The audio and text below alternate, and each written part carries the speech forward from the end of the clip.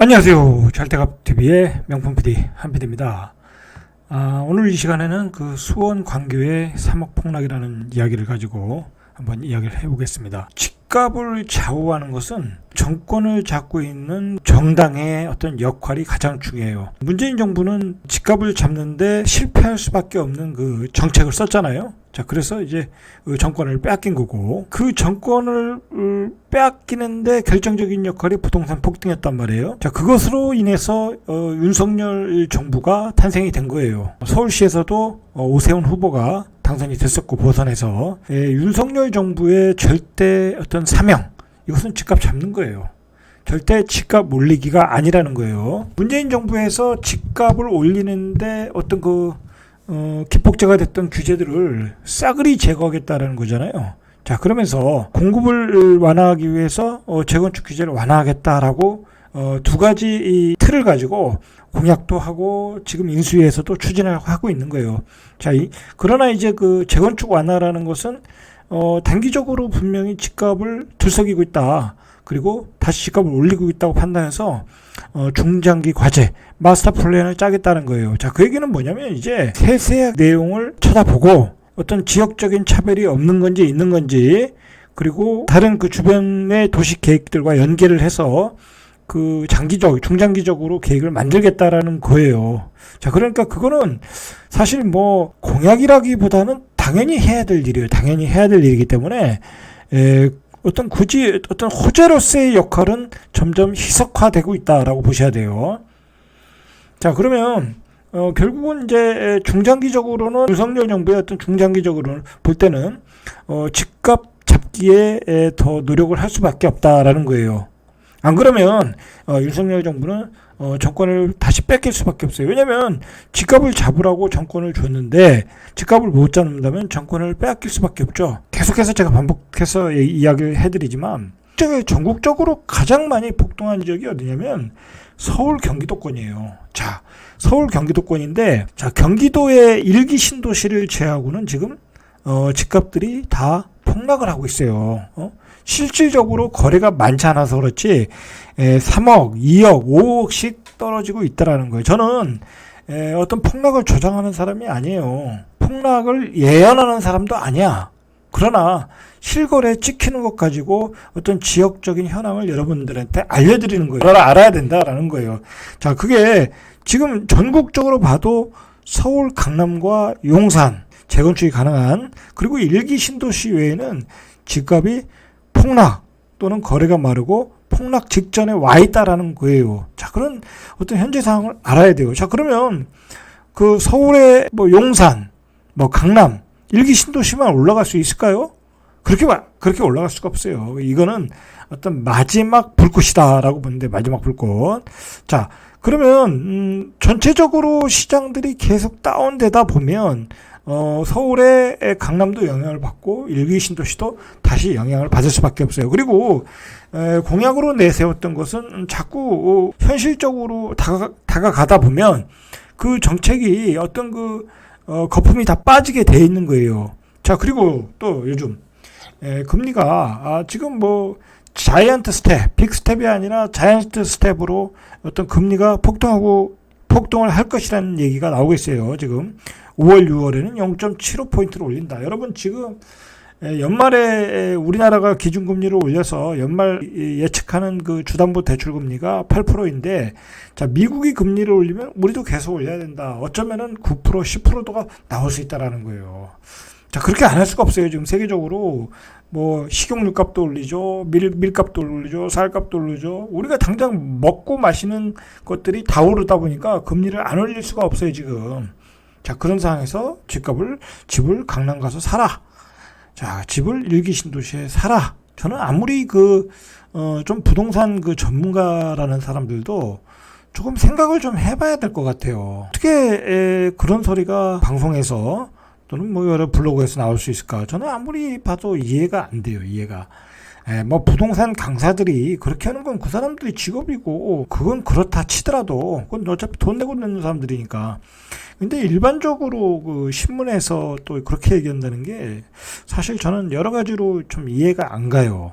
할 얘기는 많은데 그 부분에 대해서는 뭐 자세하게 얘기하면 또 어떤 인신공격이 될 수 있으니까 그건 생략을 하겠습니다. 자, 여러분 뭐 말이 필요 없어요. 지금 실제 각 지역에서 찍는 실거래 가격을 봐라. 그리고 실거래 상황을 봐라.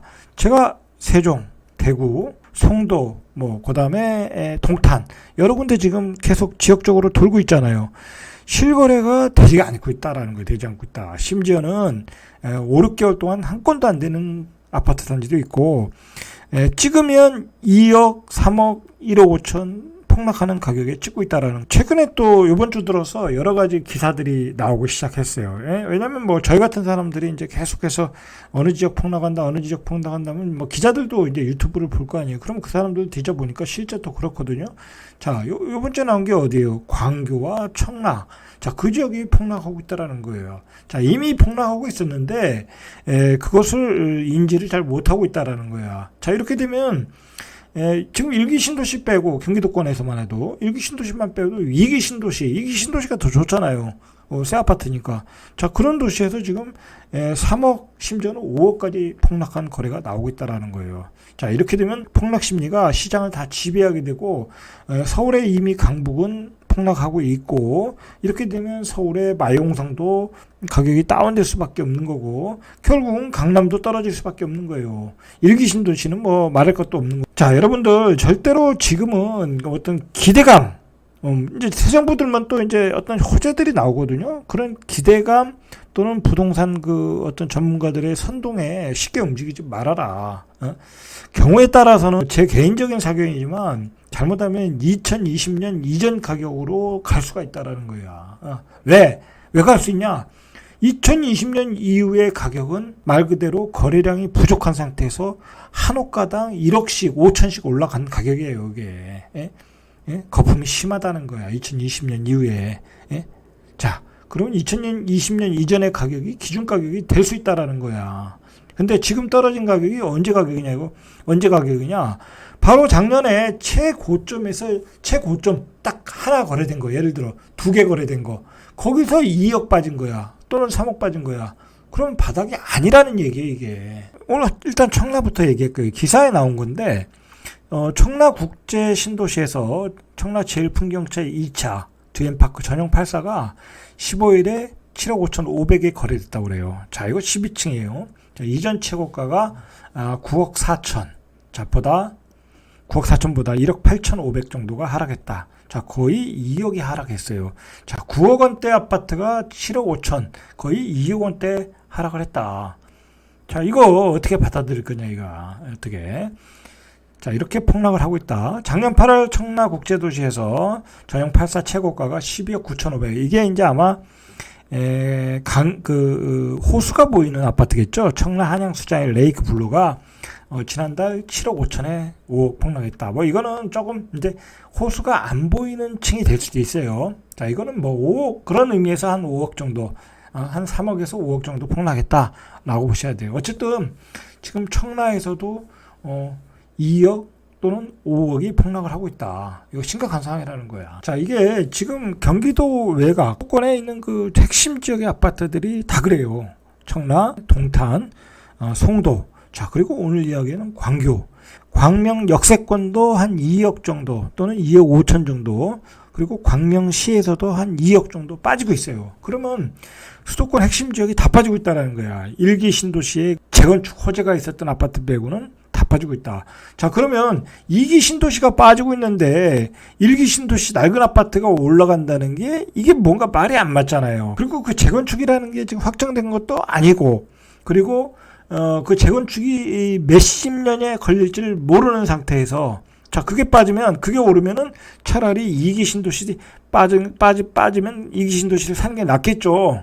그러니까 이게 말이 안 되는 거예요, 지금 말이. 1기 신도시 재건축이 올라가고 2기 신도시 준신축구 아파트들이 떨어진다는 게 이게 말이 안 되는 거예요. 뭔가 잘못된 거다. 광교 옆에 경기도 화성시가 있어요. 자, 화성시가 19주 연속 마이너스를 기록하고 있다. 그래서 1.5포인트 빠졌다.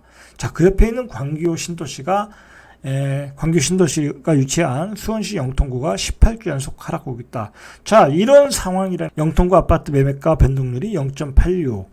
자, 결국 이제 지금 시장을 냉정하게 보면 지방 광역시도 다 빠지고 있고, 강남과 일기 신도시를 제외한, 그리고 뭐 예를 들어 강릉, 이천, 뭐 창원 그런 그 갭 투자들이 들어간 그런 지역을 빼고는 나머지 지역은 다 빠지고 있고, 빠지는 폭이 크다. 이런 그 폭이 커지고 자꾸 거래가 되면 결국은 이제 폭락장이라는 게 신문과 언론을 뒤엎을 거라는 거예요. 자, 그러면 이제 그게 대중들에게 투자 심리에 영향을 줄 거라는 거예요. 그러면 대중들은 이건 집값이 폭락한다라고 판단하면 이제 거래가 더욱 끊기고 더욱 가격의 하락폭은 커진다라고 보시면 될 것 같아요. 대한민국의 어떤 정주 요건 중에 가장 좋은 도시 중에 10개 안에는 들어간다라고 보셔야 돼요. 10개 안에는. 예를 들어서 좀 뭐 송도도 좋잖아요. 그다음에 강남도 물론 좋고, 해운대도 좋고, 세종도 좋고, 그다음에 광교, 판교, 분당 뭐 이런 도시들. 자, 그런 10개 안에 들어가는 도시이고, 수원시에서는 가장 좋은 입지다. 중요한 건 광교라는 도시는 쾌적성도 좋지만 신분당선으로 강남이 가깝다라는 거잖아요.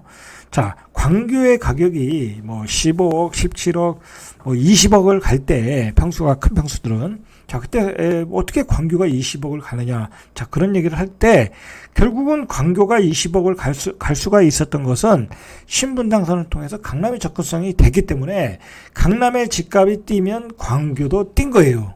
그리고 광남의 집값이 뛰면 판교가 뛰고, 판교의 집값이 뛰면 용인의 집값이 뛰고, 용인의 집값이 뛰면 광교가 뛴 거예요. 그 신분당선 라인이 강남을 타고 집값 상승에 불을 붙였다. 자, 그래서 20억까지 갔는데 지금 폭락하고 있다라는 거예요. 자, 저는 어떻게 생각하냐면 지금 강남이 빠지지도 않는데 광교가 폭락을 하고 있다. 자, 그러면 강남이 빠지기 시작할 때는 광교는 2차 폭락이 있을 수 있다라는 거야. 그러니까 지금도 광교는 고점이다, 고점 가격이다라고 보셔야 돼요. 자, 이렇게 반론하시는 분들이 있어요. 광교, 수원의 강남. 자, 수원도 부자들이 많고, 수원도 삼성 다니고 대기업 다니는 연구원들이 많기 때문에 문제 없다라고 하지만, 자, 가격이 빠질 때는 그런 게 아무 의미가 없다. 강남이 빠지는데 광교가 버틸 수가 없죠. 판교가 빠지는데 광교가 버틸 수가 없는 거야. 자, 그런 점에서 대비를 하셔야 되는 거예요. 그리고 주택을 마련하고자 하는 분들은 좀 더 기다려라. 지금은 아니다라는 거예요. 자, 얼마나 빠졌냐? 경기도 수원시 영통구 이동의 광교 센트럴타운 60단지 84제곱미터. 10일에 1억 3,650만 원에 실거래 신고됐어요. 직전 최고가가 14억, 2억 6,350만 원이 하락했다라는 거예요. 자, 광교도 2억 6천만 원 정도 빠지고 있다. 자, 큰 평수는 3억 정도 빠지고 있어요. 자, 그런데 한번 전체적으로 호갱론의 실거래 신고가를 보면 그나마 광교는 조금 버티고 있어요. 자, 버티고 있다는 거는 급매물이 많지 않다라는 거야. 급매물이. 자, 급매물이 나오면 이 정도 가격에 거래가 되고 있다라는 거예요. 자, 그나마 강남이 아직 빠지고 있지 않기 때문에 많은 급매물들이 거래가 안 되고 있다라고 보시면 되는 거예요. 광교는. 광교 신도시의 폭락 배경을 보면, 자, 광교 신도시의 평균 매매 가격이 3,833만 원에서 3,812만 원으로 하락세로 가고 있고, 광교는 수원에 있는 거니까 수원의 그 공급 물량이 2023년에 공급 물량이 많아요. 입주 물량이 많다라는 거예요. 적정량보다 많다라는 거예요. 자, 그리고 화성, 동탄도 같은 영향권이잖아요. 화성도 많다. 자, 그러니까 전세 가격이 약세에 있기 때문에 광교는 그 폭락의 조건 두 가지에 적합해요. 가장 많이 급등한 지역, 그 다음에 공급 물량이 많은 지역. 자, 그 두 가지 조건에 맞고, 자, 광교의 아파트들이 대출 규제에 영향을 안 받을 수가 없죠. 대부분의 아파트가 9억이 넘으니까 대출을 못 받으니까 매수도 적어졌고 15억 이상은 대출이 안 되잖아요. 그죠? 2019년 이후에 수원, 광교 이쪽에 투자 세력이 과다하게 유입됐다. 자, 그런 물량들이 지금 나오고 있다고 보면 되겠죠. 자, 어쨌든 광교는 강남, 판교의 영향권이다. 강남과 판교가 집값이 떨어지면 2차 하락이 나올 수 있다. 그렇게 생각하시면 됩니다. 자, 그러면 호갱론을 통해서 실제 그 실거래가 된 가격들을 핵심 지역들, 핵심 아파트들 이제 몇 군데만 한번 보시죠. 실제로 어떤 거래가 이루어졌는지. 자, 광교 중흥 S클래스. 자, 여기도 광교 호수가 보이는 원천 호수가 보이는 어떤 핵심 아파트이죠. 자, 이 44평은 27억까지 찍었어요. 2021년 6월에. 자, 그 뒤로는 거래가 안 됐어요. 27억, 23억, 23억. 자, 이 아파트는 예를 들어서 평수가 많지 않으니까, 거래량을 우리가 정확히는 알 수가 없어요. 그러나 27억을 찍고 거래가 안 되고 있다. 자, 그냥 조금 대중적인 평수를 보죠. 40평. 자, 여기도 19억 6천. 자, 2018년에 11억 5천짜리가 19억 6천. 거의 2배 올랐죠. 그 뒤로 거래가 안 되고 있다. 가격을 안 내리고 있다는 거죠. 자, 35평 10억. 2021년 12월 16일에 찍고 거래가 안 되고 있다. 자, 2021년 11월 20일에 같은 층인데 18억 찍고 그 다음에 15억을 찍었어요. 그 다음에 거래가 안 되고 있다. 그러니까 3억 떨어졌는데도 거래가 안 되고 있다라는 거예요. 자, 3억 떨어진 거예요. 자, 광교 중앙역에 있는 광교 자이넨 힐스테이트. 여기 인기 있는 아파트죠. 자, 보시죠. 자, 4월 2일에 여기는 그래도 올해 거래가 꽤 됐네요. 자, 됐어요. 14억 6천, 14억 7천 정도의 거래가 됐다. 자, 이게 최고가가 얼마 찍었냐면 한 16억 정도 고층, 15억 7천. 그러니까 한 1억 5천, 1억 한 2천 정도 떨어졌어요. 자, 1억 2천 정도 떨어진 가격에는 거래가 좀 되고 있다. 그래도 이건 되고 있는 거예요. 자, 이건 역세권 아파트잖아요. 인기 있는 아파트니까. 자이넨자이 한번 보시죠. 대중적인 평수로. 자, 39평. 자, 2021년 4월 28일에 15억 8천을 찍고 그 뒤로 거래가 안 돼요. 자, 거래가 안 된다. 광교 센트럴타운. 자, 광교 센트럴타운은 이거는 이제 2022년 3월 12일에 11억 3,500을 찍었어요. 자, 이 최고가는 한 14억 정도, 13억 9천. 자, 그러면 이게 2억 5천 이상이 떨어졌네요. 2억 5천 이상이 광교도 떨어졌다라는. 이동 레미안 광교. 자, 2021년 7월 28일에 14억 9천.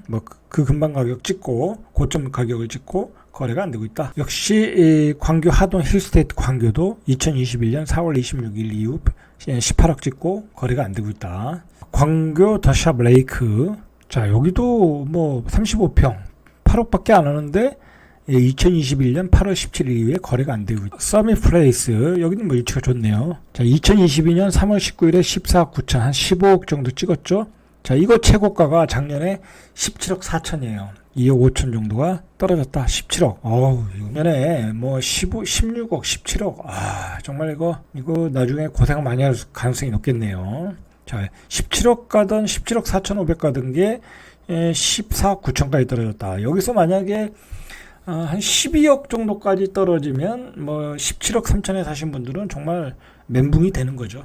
그럴 가능성이 있어요, 지금. 이상에서 살펴본 것 같이 거래가 안 되거나 2억 5천, 3억, 큰 평수는 더 떨어지고, 광교의 상황이 생각보다 심각하다라는 거예요. 자, 광교는 말 그대로, 아까도 전에도 얘기했지만, 굉장히, 정주 요건이 좋은 도시다. 교육 환경, 그 다음에 상권, 강남과의 접근성, 다 좋은 지역이다. 그러나, 지금, 강남이 안 떨어지는데도 불구하고 이렇게 가격이 떨어진다면, 추가 하락이 오면, 작년에 고점에 사신 분들은, 굉장한 멘붕이 올 수 있어요. 한 5억 이상 떨어질 가능성이 있어요. 그 고점에서. 자, 그렇게 되면 대출받아 사신 분들은 굉장히 힘든 시간이 되겠죠. 자, 정리하면 지금 1기 신도시와 강남, 용산 정도만 강하다. 자, 그거는 대선 이후에 기대감과 규제 완화이다. 자, 그 외의 도시에서는 다 폭락이 나타나고 있다는 거예요. 서울도 강북이 폭락하고 있고, 경기도의 2기 신도시, 심지어는 지금 유래까지 지금 폭락하고 있다는 얘기가 나오겠어요. 다음 시간에 이제 유래를 다뤄보겠지만. 자, 그런 정주 요건이 좋은 도시, 광교 같은 도시에서도 폭락이 나오고 있다. 그리고, 자, 보시면, 동탄, 시흥, 청라, 송도, 위례, 광교, 지방으로 보면 세종, 대구, 청주. 자, 줄줄이 지금 다 폭락이에요. 자, 사실은 지금 전문가들은 이런 이야기를 해줘야 되는 게 맞아요. 지금 재건축이 완화되니까 서울의 재개발, 재건축을 사라. 그렇게 얘기할 단계가 아무리 봐도 아니에요. 가슴에 손을 대고 양심적으로 생각해보면 그건 아니다. 저는 참 이 유튜브에 폐해가 많은 것 같아요. 집값이 초기에 올라갈 때는 폭락론자들에 의해서 집을 못 사서 폐해를 보고, 집값이 고점인데도 계속해서 집을 사라고 선동하는 사람들에 의해서 또 폐해를 보고, 시장을 좀 냉정하게 볼 수 있는 시각을 가져라. 예? 자, 여러분, 이건 본인이 공부해야 돼. 전문가의 의견을만 듣고서는 여러분 크게 낭패를 볼 수 있어요. 계속해서 자기가 사고 싶은 집이 있으면 그 실거래 가격, 그 주변 지역의 실거래 가격을 다 팔아. 본인이 공부하지 않으면 결국은 남들 얘기 듣다가는 속을 수밖에 없는 게 요즘의 세상이에요. 요즘의 세상. 자, 그래요. 자, 그러니까 집을 마련하고자 하시는 분들은 계속해서 그 실거래 가격을 추적하시면서 공부해 나가는 방법밖에 없다. 자, 어쨌든 오늘의 주제는 광교니까 광교의 본격적인 하락은 아직 시작하지 않은 것 같다. 강남이 떨어지면 뭐 강남이라고 뭐 별 수 있겠습니까? 가격이 오르면 떨어지게 돼 있는 거예요. 그리고 지금 봐서는 강남이 지금 더 올라간다는 것은 자꾸 더 버블을 쌓고 있는 거야. 쌓고 있는 거는 그만큼 떨어질 때 휴유증이 더 크다는 거거든요. 강남이 폭락하면 판교도 떨어지고, 판교가 떨어지면 분당도 떨어지고, 분당이 떨어지면 광교까지 영향을 줄 수밖에 없다. 광교의 2차 하락이 아직도 남아있는 것 같다. 내 집 마련을 위해 참고하셨으면 좋겠습니다. 이상 절대값 TV의 명품 PD 한 PD였습니다.